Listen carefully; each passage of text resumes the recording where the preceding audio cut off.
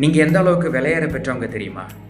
உங்களுக்காக இயேசு கிறிஸ்து இந்த பூமிக்கு வந்து ரத்தம் சிந்தி உங்களை மீட்டு எடுத்திருக்கிறாரு. அந்த அளவுக்கு நீங்கள் விலையேற பெற்றவங்க. உங்களை தேடி இயேசு வந்தாருன்னே சொல்லலாம். உங்களை இயேசு மீட்டு கொண்டார்.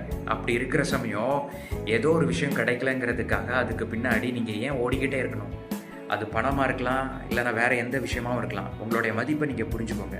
தேவன் உங்கள் மேலே அன்பாக இருக்கிறார். அவருடைய தயவு உங்கள் மேலே வச்சுருக்கிறாரு. நன்மையும் கிருபையும் உங்களை தொடரும். நீங்கள் தேவனை தெரிஞ்சுக்கொள்ளலை, தேவன் தான் உங்களை கொண்டிருக்கிறாரு. அந்த அளவுக்கு விலையேற பெற்றவங்க, அந்த அளவுக்கு மதிப்புக்குரிய ஜனங்களாக நீங்கள் இருக்கிறீங்க. ஸோ நீங்கள் எதை குறித்தும் கவலைப்பட வேண்டாம். நீங்கள் ஒரு விஷயம் தேடணுன்னா நீங்கள் சத்தியத்தை தேடுங்க, தேவனுடைய பிரசன்னத்தை தேடுங்க. தேவன் உங்களை எந்த அளவுக்கு அன்பாக இருக்கிறாருங்கிறத திரும்ப திரும்ப யோசிச்சு பாருங்கள். நீங்கள் அவரை துதிங்க, எல்லா நன்மைகளும் உங்களை தேடி வரும். வசனம் சொல்லுது, அவர் இயேசு கிறிஸ்துவே உங்களுக்கு தந்திருக்கிறாரு. இயேசு கிறிஸ்துவோட கூட மற்ற எல்லாவற்றையும் அருளாது இருக்கிறது எப்படி? நன்மையும் கிருபையும் உங்களை நிச்சயமாகவே தொடரும். அவரை நம்பி அமர்ந்திருங்கள். கர்த்தர் சகல நன்மையினாலும் உங்கள் வாழ்க்கையை நிரப்புவார். God bless you.